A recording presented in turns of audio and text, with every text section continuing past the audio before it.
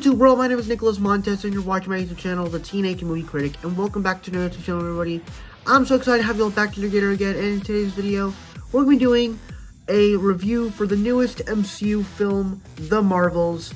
But before we get started reviewing The Marvels, let's go ahead and get a quick start on what were my thoughts going into this movie and my excitement before going into it.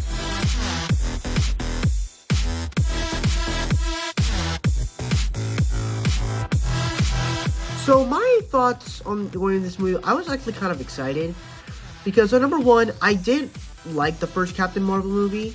I think it's a pretty good movie. And more importantly with this movie, I liked the idea that we're teaming up Captain Marvel, Monica Rambeau, and Miss Marvel all together in one film, as it makes sense.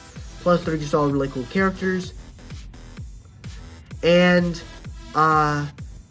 I was like, I was excited for that, to see how they switch their powers and everything, and have this cast of characters come back and play into it, and all that just sounded pretty cool. And so yeah, I was just excited about that. So now let's just go ahead and start reviewing The Marvels.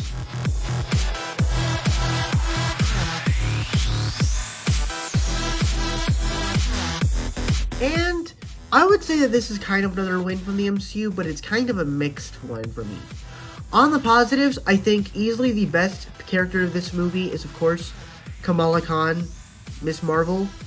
Now, to be clear, Miss Marvel is my least favorite MCU show, but Kamala Khan, Miss Marvel, the character, is definitely one of the big standouts of Phase 4, one of the big standouts of the Multiverse Saga, and because she has so much fun with the role, but she's also having so much fun with in the project, that it's like you just feel her excitement, and her being excited to work with Captain Marvel, her being excited through all the action, all that was just great. The trio here, I think, was very strong.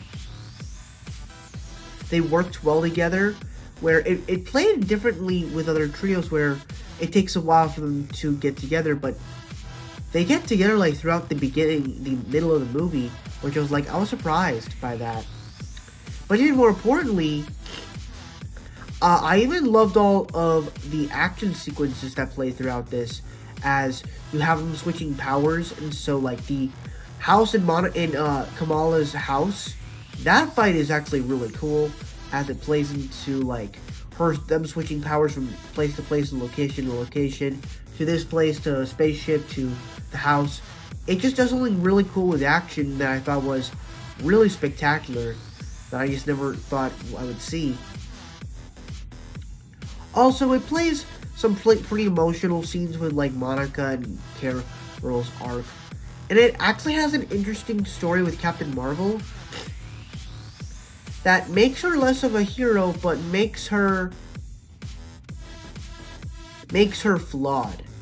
That she destroyed the Supreme Intelligence, this AI that was working for the Kree, but they were controlling her, and now the Kree don't even know what to do, which is causing this civil war across the galaxy, and so these guys wanted to destroy it. So the Kree have rights to do it, but at the same time, it's also like, what if I just let everything be? What if I just let everything be? And so I think it works because of that. Also, I love the ending with Kate Bishop. That was great.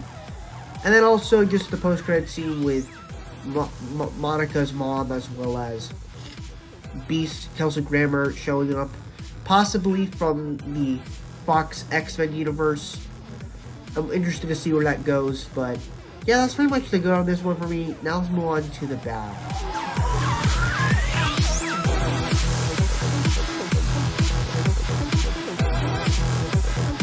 So we got a few issues here. First off, I think the movie is a little too silly. Now, of course, I like the funness of it. I love the action. I love the comedy bits. I love the trio dynamic, but it does a little bit of stuff that I feel like is just too silly, such as they used flurkins in eating Nick Fury's space crew instead of like saving everyone. Like that's the thing. Nick Fury's choices in this movie, like, really reflect on why Nick Fury was so bad in the Secret Invasion. As to, he said, it's a lot easier to save thousands of lives than it is harder to change those lives. Like it is true, and he's basically going with this. It's easier to save these people than to say it's easier to save 1,000 flurkins to save a couple kittens than to save a bunch of spacecraftmen. It's kind of dumb. The scene didn't really need to be there. And honestly, it makes me just not really want to see Nick Fury anymore, because they had the show to make him a really cool character, to make him a much better character and explore him well, but they just didn't really do that.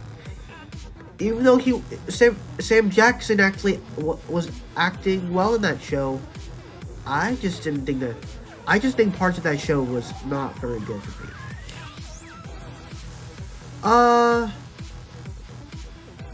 Trying to find some other things to talk about here.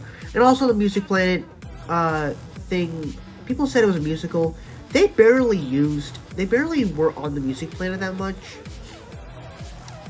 And it wasn't really all that fun, because it just, once you're on it and the bad guys show up, it just feels like another normal action sequence fight scene. Nothing too big about it, so that's what I really felt. But that's really all my issues for the Marvels. Before I get my final score, be sure down below, what are your thoughts on the Marvels? Do you guys love it? Do you guys hate what I tweet? Let me know your thoughts down in the comment section below. With that said, let's get all my scores.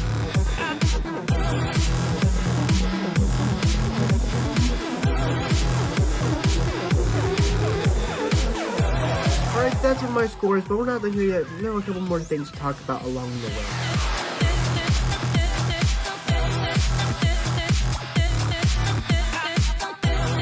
Alright, so this is like supposed to say theories, but I forgot about it, so here are my theories. Obviously I think this is the project that will lead into Young Avengers, with Ms. Marvel recruiting Kate Bishop, as well as possibly Cassie Lang, since she mentioned her. And then also this possibly just potentially sets up more of X-Men. So that's what I'm really thinking. I wonder what Monica is gonna be doing in that other universe. I'm excited to see where that's gonna lead. So yeah, we'll just see how that goes.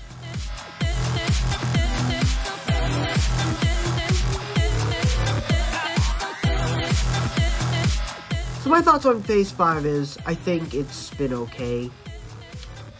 I think it's had some good projects. The Marvels is a good project. Guardians 3 is great. Loki Season 2 just ended, it's great.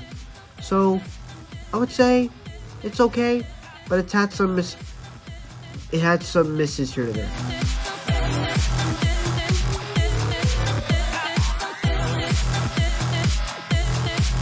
Alright, so we don't really know what the next MCU film is. Technically, it's Deadpool 3 because Captain America 4 got delayed, I believe, to 2025.